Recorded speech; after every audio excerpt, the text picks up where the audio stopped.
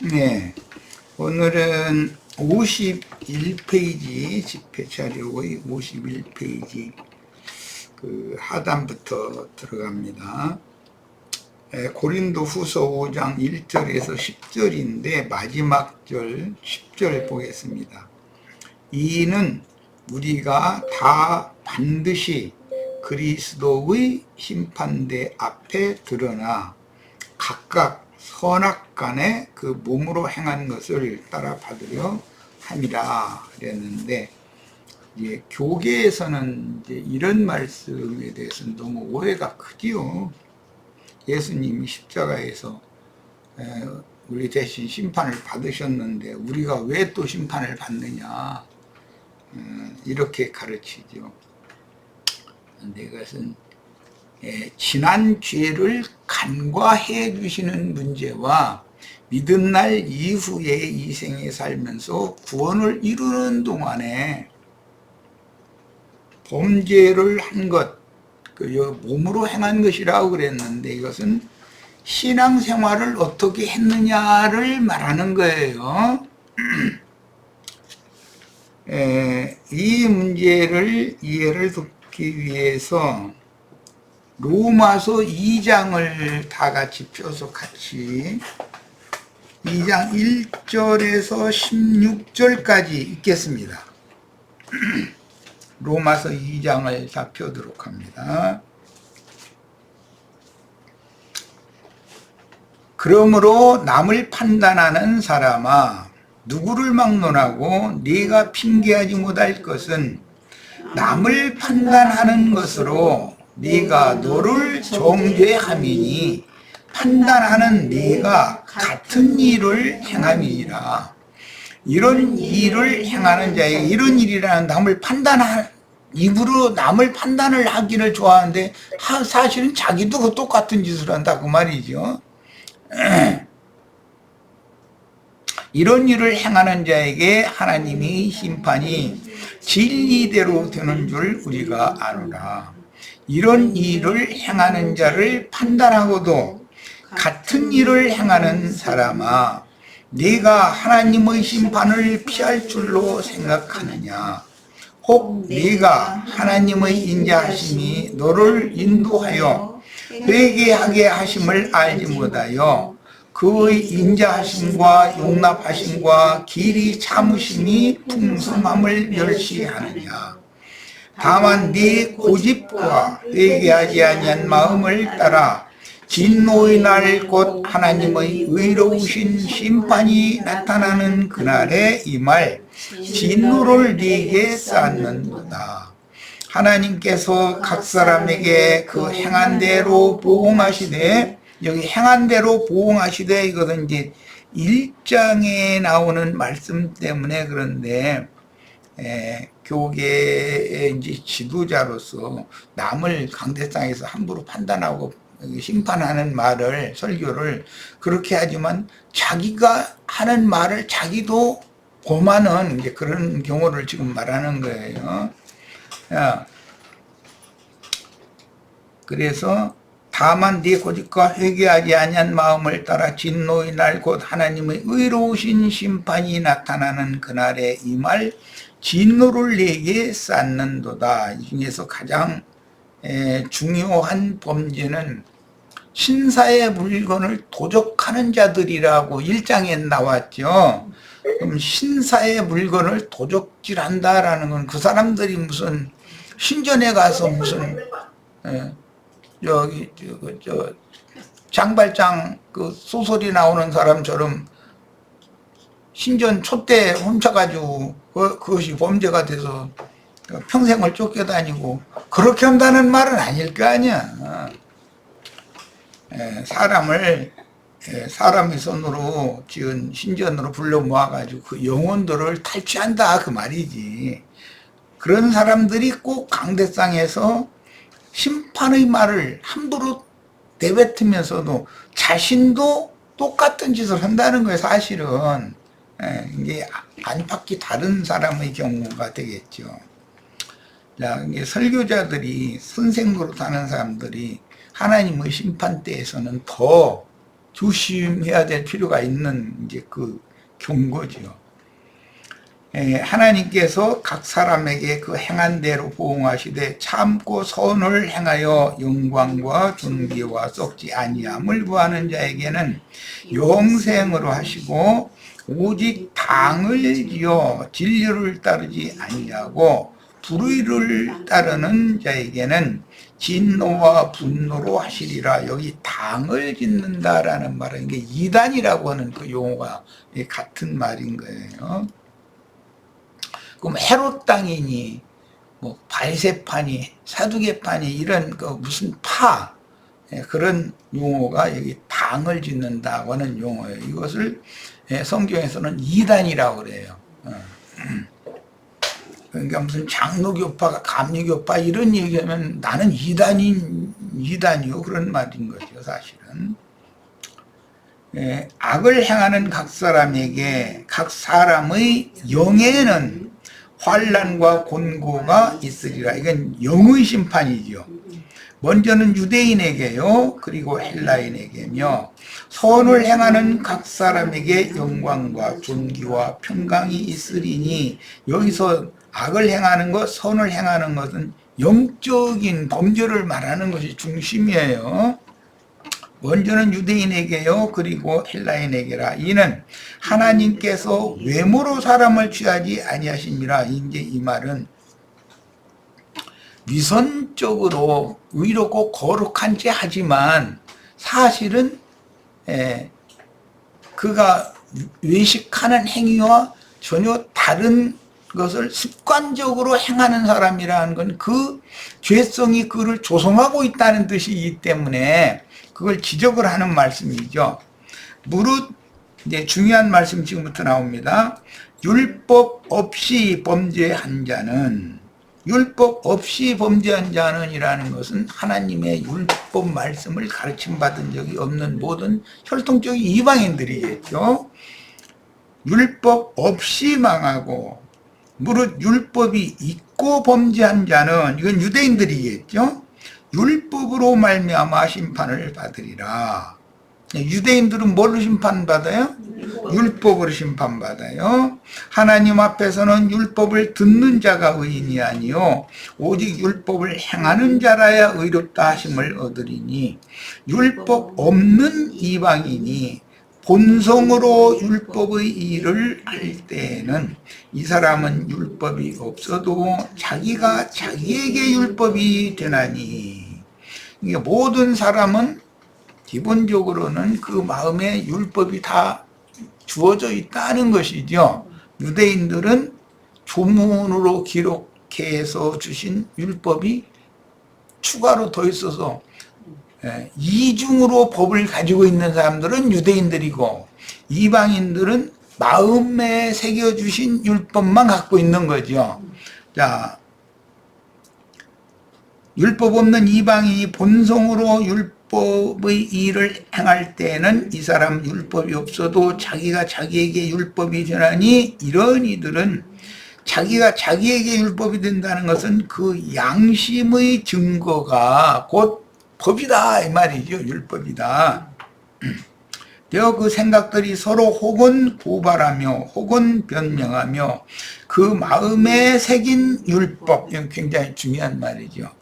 선악을 알게 하는 나무 실과를 먹었다는 것은 마음에 율법이 새겨졌다는 뜻이죠.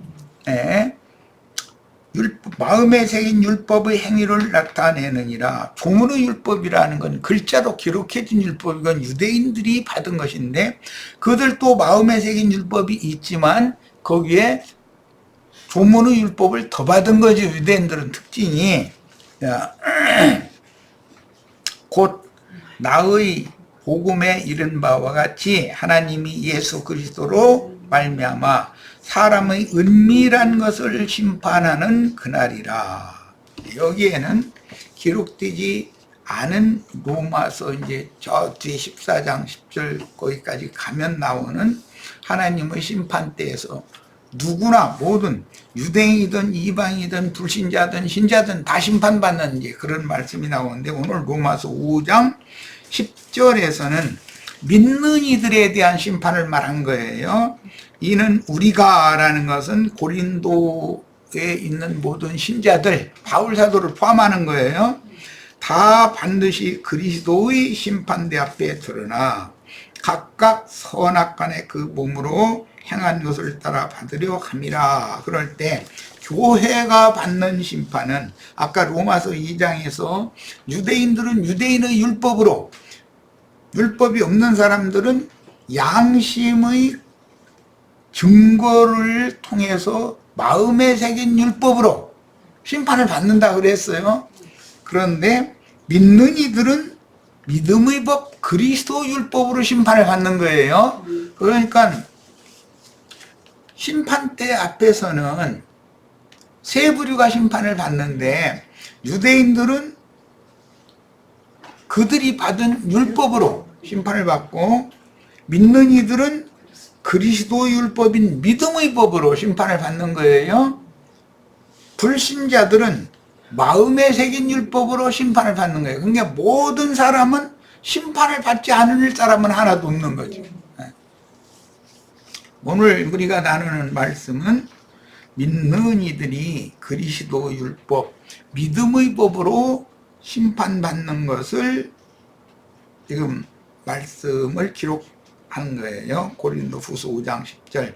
이는 우리가, 이건 믿는 성도들이 다 반드시 그리스도의 심판대 앞에 드러나 각각 선악간에 그 몸으로 행한 것을 따라 받으려 함이라. 이것은 세상 육신적인 범죄를 말하는 것이 아니라 그 몸으로 행한 것이라는 것은 믿는 이니까 교회 생활을 했는데 어떻게 교회 생활을 했느냐를 판단을 받을 거다 이거예요. 이것은 그리스도 율법으로 받는 거다. 이것은 믿음 생활을 어떻게 했느냐의 문제예요. 믿음의 법으로 심판받는 것을 말하기 때문에, 자, 하나님은 사람의 손으로 지은 건물 신전에 거하실 수 없는 만유의 주제요. 첫 번째, 사람 손으로 지은 건물 신전에 대회로 모여서 율법적인 신앙생활을 했으면 그것에 대해서 당연히 심판하시겠죠. 말할 것도 없는 거예요. 그 다음에 만유의 자체이므로 육의 몸인 첫 성전이 무너지는 것은 첫 아담에게 속한 흙집은 반드시 저주와 심판을 받음으로 무너지고, 처음부터 사람을 창세기에서 아담을 창조하실 때부터 흙으로 사람의 몸을 먼저 지었다는 건 이 흙집은 반드시 벗는 날이, 무너지는 날이 올 것을 하나님은 염두에 두고 이렇게 지어놓은 거다. 그런데 그때 선악을 알게 하는 나무 열매를 따먹지 않고, 예를 들어 마음에 새긴 율법을 받아들이지 않고 생명나무 열매를 따먹었다면 그 사람은 영생을 얻은 사람일 거니까 심판이고 말고가 없는 거죠. 그러니까 몸의 죽음만이 다가 아니다. 이 껍데기 질그릇을 벗어도 속사람이 심판받는 것이, 오늘 로마서 2장에서는 영의 환난과 곤고가 있을 거다. 영이 그 몸 안에 있는 속사람이 심판받는 것을 지금 성경은 말한다라는 걸 알 수 있는 거예요. 네. 자, 육의 몸인 첫 성전이 무너지는 것은 첫 아담에게 속한 흙집은 반드시 저주와 심판을 받음으로 무너지고 티끌로 돌아간다는 것을 깨달아야 합니다. 그러니까는 세상 없이 선을, 육신적으로 세상적인 선을 세상 없이 행한 사람도 죽죠. 그 사람이 악을 행했다고 해서 사람들이 판단하는 악을 행한 사람이기 때문에 죽는 게 아니고 선만 행한 사람도 죽잖아요. 그러니까 이 흙집이라는 것은 그 누구도 다 벗도록 이미 정해져 있었던 거다. 그걸 알아야 된다는 거죠. 그런데 사람들이 이 육신의 몸을 죽지 않으려고 그렇게 발버둥을 치는 거예요. 사실은 그 속사람이 하나님의 호흡으로 지어주신 영과 혼이 영생, 생명의 세계로 들어가는 것을 추구를 해야 되는데 속사람이 영원한 심판에 들어가는 것에 대해서는 관심이 적고 육신의 몸으로 안 죽으려고 발버둥을 치는 것이 너무 어리석은 사람들인 거죠. 기본적으로. 자, 그러므로 위로부터 다시 난 새로운 창조물인 둘째 사람들만을 모아서 새로운 창조물들이라는 것은 영이 생명력을 잃었다가 생명력을 다시 얻은 사람들, 이제 영이 성령으로 말미암아 거듭난 사람들이에요. 아버지를 알고 아버지가 그 사람을 알고 자기 자식이라고 인정해주고 하는 사람들이에요. 이 사람들만을 모아서 참 하늘의 참 장막으로 친히 세우시고 하나님의 피로 사신 교회는 성막의 기본 재료인 가시나무와 청동, 유기물, 유리라고 이제 표현을 할 때 그건 청동기물이라 놋기물을 유기물이라고 그러죠. 근데 이 가시나무라고 할 때 이 가시나무는 땅에 저주가 임했기 때문에 가시와 엉겅퀴가 나는 거잖아요. 원래는 생명나무만 나게 돼 있는 거죠. 그런데 가시나무가 나오는 것은 저주의 결과다. 그럼 나무라는 건 사람의 인성을 말하는 것이기 때문에 가시라는 것은 사람이 그런 인성이 저주의 결과로 가시가 돋쳤다. 가시 돋친 나무가 됐다. 그 말이에요. 그리고 청동기는 당연히 이것은 이제 심판, 하나님의 심판을 당연히 받아야 된다라는 것을 성막법에서는 강조하는 거예요.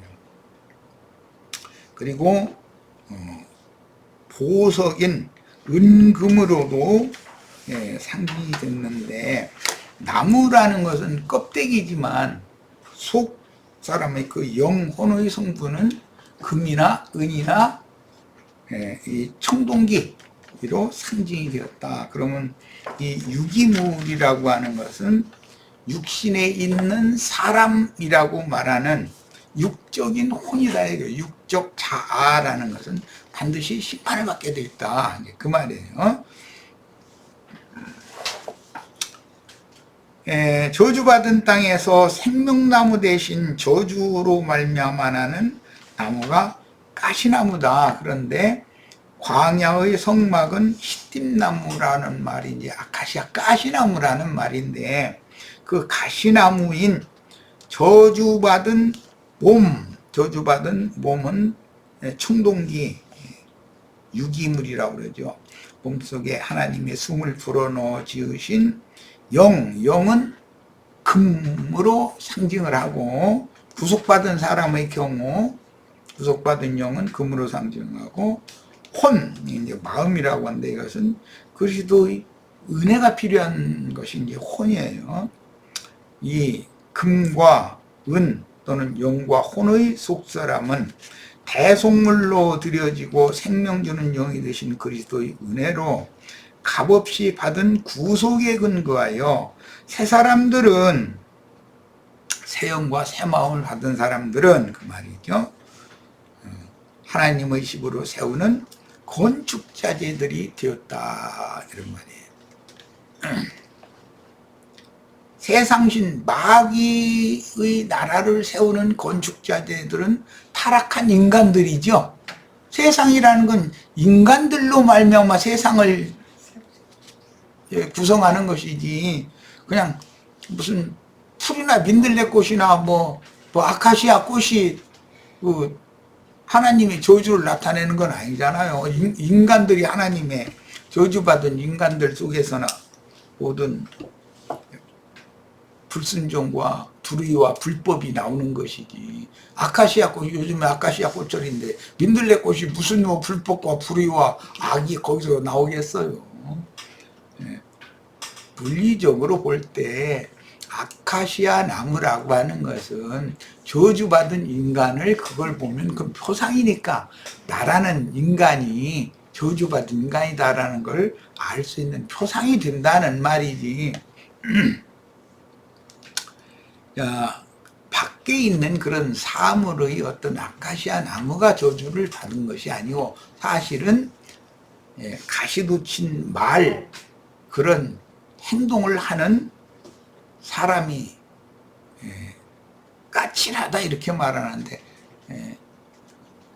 어떤 말을 해도 사람을 속 뒤집어 놓게 하는 그런 말을 잘하는 사람이 아주 특성이, 그 사람은 아직 저주가 그 속에서 사그라든 사람이 아니다.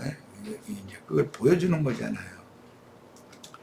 하나님의 신성을 상징하는 금과 그리스도의 은혜를 상징하는 은으로 성막 내부를 덮고, 이 성막은 이 가시나무 시팀나무로 판자를 규격에 맞춰서 48장의 판자를 쭉 이렇게 세우고, 그 규격에 맞는 판자를 만들 만한 그런 광야에서는 나무들이 없기 때문에, 그 광야의 나무가 어떻게 뭐 잣나무나 무슨 백향목처럼 그렇게 크게 아름드리를 자라는 게 아니니까, 그건 나무를 여러 개를 잘라가지고 그 규격에 맞춰서 재단을 해가지고 붙여야 되겠죠, 이것을. 그래서 그런 것 보고 조각목이라고 그래. 조각을 거기에 붙이는 거예요. 판자 하나 만드는데도 여러 조각이 붙일 수밖에 없는 거다. 이렇게 만들어진 거예요. 그래서 그 나무 판자를 48장의 나무 판자를 이제 두 받침에 한 촉씩을 끼워야 되니까 96개의 받침이 있어야 되겠죠. 그래서 그 은 받침 위에다가 나무 판자를 촉을 이렇게 끼워서 세우고, 그 다음에 세 줄로 띠를 이렇게 하는 거예요. 윗띠는 양 토막으로 이렇게 해서 두 토막 위에 한 줄 대고, 가운데 띠는 그냥 쭉 건너가도록까지 긴 나무 토막을 통으로 갖다 대고, 그 아래쪽에도 두 토막을 또 대고 해서 5토막의 나무로 판자를 이렇게 세워놓으면 덜렁덜렁 할 거 아니에요. 그거를 이렇게 3번 고리에다 끼워서 띠를 이렇게 연결하는데, 그런 방식으로 판자를 세우고 나서 4겹의 포장을 위에다 이렇게 덮는 거예요. 그게 성막이에요. 자, 기본 구조를 일단 설명했어요. 그리고 나서 성막 내부를 장식하는 것은 이 육의 몸을 벗기까지 구속하신 속사람을 하나님의 거룩한 임재처소로 세우고, 만물을 새롭게 하신 만유를 다스리며 섬기는 자로 영원히 함께 거주하기 위함이다. 이 성막이라는 것이 하나님과 믿는 이들의 안식처다, 상호 안식처다, 이제 그런 말이에요. 자, 광야 교회의 신앙생활을 통해서 속사람들이 장성한 자로 자라면 약속의 땅을 상속할 후사들이 되어 하나님과 함께 금으로 세우는 지성소에 들어가서 영광의 그룹들 사이에서 말씀하시는 하나님과 치천사들이 함께 영생을 누리게 되므로 하나님의 신성에 참여한 이기는 자들은 온전한 구원을 이룬 온전케 된 의인의 영들이 되는 것입니다. 지성소에도 이제 3가지 성분이 다 사용되지, 주로 이제 금으로 다 덮는데, 그 연결을 위해서 그 고리를 만드는 것은 못으로 만들도록 돼 있어요. 그러니까 그것은 몸의 성분을 말하는 게 영의 몸, 몸이라고 그러죠. 영의 몸. 육의 몸과 영의 몸은 다른 것이에요. 지성소 안에도 노소의 성분이 사용이 되는데 그 성분은 심판받을 육의 몸이 구원받은 영의 몸으로 연결이 된다라는 걸 알 수가 있는 어떤 뼈와 뼈를 이렇게 뼈 마디 이런 걸 다 연결을 하면 연결 고리가 있어야 될 거 아니겠어요? 이제 이런 팔꿈치 무릎 이런 거 보고 엘브라고 그러는데 거기에는 힘줄을 이렇게 두어서 양뼈가 이렇게 접혀도 부딪히지 않도록 이렇게 만드는 거잖아요. 그런데 그런 것을 지성소 안에서도 연결 고리는 전부 노수로 만든다라는 거 염두에 잘 두시기를 바래요. 다음에 이제 본격적으로 그 식양을 설명할 때 말씀을 더 나누도록 할 거예요. 문 열어줘야지. 광야 교회의 신앙생활을 통해서 속사람들이 장성한 자로 자라면 약속의 땅을 상속할 후사들이 되어 하나님과 함께 금으로 세우는 지성소에 들어가서 영광의 그룹들 사이에서 지성소도 은도 사용하죠. 판자를 세우는 건 전부 은으로 받침은 은으로 만드는 거니까. 거기 책 거기 있고 지금 52페이지 하는 중이에요.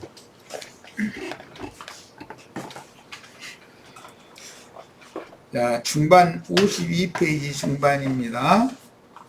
우리는 첫 성전은 사람 손으로 지은 모형 성전일 뿐 참 하늘의 참 성전인 더 크고 온전한 참장막 성전의 모형일 뿐이므로 하나님이 아브라함의 후사들을 위해 준비하신 하나님 낙원과 둘째 아담, 둘째 사람 부부로 상징된 그리스도와 교회에 대한 계시를 받아서 밝아져야 하겠습니다. 그러니까 성막 성전을 건축하는 자재는 구속받은 사람인 것이지 건축 헌금을 내서 세상의 어떤 제목이나 또는 금이나 은이나 이런 거를 건축 자재로 삼아서 세우는 것이 아니다라는 거예요. 기본적으로 사람으로 세우는 거예요. 네. 그런데 구속받지 않은 사람은 하나님의 안식처를 세울 건축 자재가 될 수 없는 거죠. 예수 그리스도의 구속을 받은 성도들을 그 성도들의 영과 혼과 몸을 하나님이 건축 자재로 쓰시는 거예요. 그러니까 영혼만 쓰시고 몸은 쓰시지 않는다 이러면 그거 안 맞는 거지요. 너의 몸은 살아계신 하나님의 성령의 전인 줄을 알지 못하느냐 그럼 몸도 쓴다는 거잖아요. 네. 그런데 그 몸은 지성소에도 노수로 만든 고리가 필요하다라는 거 아까 내가 얼핏 말씀드렸는데 그것은 영의 몸을 말하는 것이지 육의 몸을 말하는 것이 아니다. 육의 몸은 벗는 것이지 육의 몸이 하나님의 나라에 쓰임받는 건 아니다. 혈과 육이라는 건 절대로 하나님 나라에는 쓰임을 받는 게 아니기 때문에 자 이제 다음 단락으로 갑니다. 성막들의 외부는 육의 몸, 육신에 있는 사람. 육의 몸 속에는 육의 몸이 다르고 육의 몸 속에 있는 옛사람의 육적 자아는 육신이라고 그러지 그걸 영의 몸이라고 하지를 않아요. 그러니까 성경이 말하는 이 육신에 있는 사람이라고 하는 말을 또 이 말은 육적 자아를 말하는 것이고 육의 몸이라는 건 혈육의 몸은 지금 이 껍데기는 육의 몸이잖아요. 육의 몸 속에 옛사람의 천연적인 사람의 그 사람 자신 이것은 육신에 있는 사람이다. 이것을 육적 자아라고 그런단 말이에요. 그러니까 영으로 거듭났으면 자아가 바뀌는 것이죠. 육적 자아와 영적 자아는 이 몸속에서 끊임없이 싸우죠. 네, 이걸 이해를 하시길 바라요. 자, 성막들의 외부와 내부라는 것은 영에 있는 사람이고, 영에 있는 사람은 그 신령한 몸을 별도로 덧입는데 그것을 영의 몸이라고 그래요. 육의 몸이라고 하지 않고, 예, 사람이 외견상 이 혈육의 몸만 있는 것이 아니라 거듭난 사람은 위로부터는 초소의 영의 몸이 덧입혀지고 있는 중이다 이게 지금. 예, 이것이 구원을 이루는 과정에 있는 것이죠. 최후로 이 육의 몸이 벗겨지는 때에는 영의 몸으로 나타나는 것이죠. 예, 그 이치를 꼭 이해를 잘 하셔야 돼. 그래서 내가 지성소에도 노시 사용이 된다. 그 얘기를 내가 일부러 해놓은 거예요. 자, 이런 것을 분별하는 뜰의 포장을 두름으로 에덴 뜰에 성막 뜰에 포장을 둘러놓으면 그것을 회막이라고 그러죠. 회막 안에 마당을 지나서 나무 판자를 세워놓고 네 겹을 덮어놓은 성막이 있는 것이기 때문에 기본적으로는 외곽에 그 회막을 이제 짓는데 그 회막은 기둥들에다가 포장을 쭉 쳐가지고 그때 당시는 이스라엘 12지파가 그 사방에 이렇게 에워싸고 유지를 하기 때문에 거기를 이스라엘의 뜰이라고 그래요. 그런데 그 밖으로는 이방인의 뜰인데 광야 성막에서는 이방인의 뜰이라는 것이 없지. 성전에만 있는 거예요. 자, 포장을 두름으로 에덴 동산과 그 다음에 동산 밖을 구별하듯이 에덴 동산을 창설하실 때 심판의 물이 천하의 물이 한 곳으로 흘러가서 바다를 이루고 드러난 묻을 땅이라 했는데 그 땅의 동방에 동산을 창설을 하시고 그랬으니까 그 땅이 다 동산은 아니죠. 드러난 땅이 동방에 동산이라는 어떤 한계가 있었다는 것이죠. 그러면 동산 둘레에 울타리가 있을 거 아니겠어요? 그것을 회막 울타리라고 그렇게 말을 한다. 그런 말이에요. 이해를 돕기 위해서. 그런데 내면으로 들어가면 동산 중앙이라는 것이 또 있죠. 예, 이것은 성막과 같은 것이죠.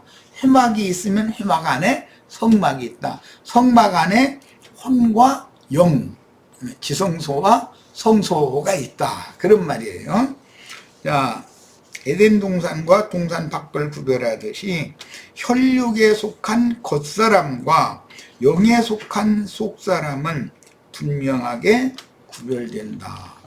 영이 죽어있는 사람은 그 혈육의 몸으로 어떤 선을 행하고 의를 행했어도 하나님의 나라에서 인정받는 게 아니다. 그런 말이죠. 그러면 사람이 아무 악을 행해도 되느냐 또 이제 이러고 이런 문제 때문에 따질 사람이 이제 있을 수가 있죠. 소년적인 사람의 의에 사로잡히면. 그렇지 않아요. 양심의 법에 아까 로마서 2장 읽었죠. 마음에 새긴 율법이라는 것은 양심으로 말미암아서 판단을 받는 그런 속사람은 속사람대로 자기가 이 세상에서 육신의 몸으로 어떤 말을 하고 어떤 행동을 한 거에 대해서 자기 스스로가 양심에 참소도 받을 수 있고, 이제 서로 오늘 말씀에 양심이 증거가 되어 그 생각들이 혹은 고발하며 혹은 변명하며 이런다 했어요. 자기 안에서 스스로 고발도 당하고 고발도 하고 그러죠. 네. 그러니까 그 자체가 그런 것을 고발을 당했을 때 양심이라는 것이 판단을 해주기 때문에 하나님 만나는 걸 두려워한다는 거예요. 그 두려움이라고 하는 것은 마음에 새긴 율법에 근거하는 것이다. 그런 말이에요. 자, 그래서 혈육에 속한 겉사람과 영에 속한 속사람은 분명하게 구별이 되는 것이다. 이제 이 문제를 나눌 건데, 이렇게 시간이 빨리 가버렸네. 예. 자, 첫 시간 여기까지 하고, 잠깐 쉬었다가, 다음 달 이어가도록 하겠습니다. 잠깐 쉬었다가 합니다.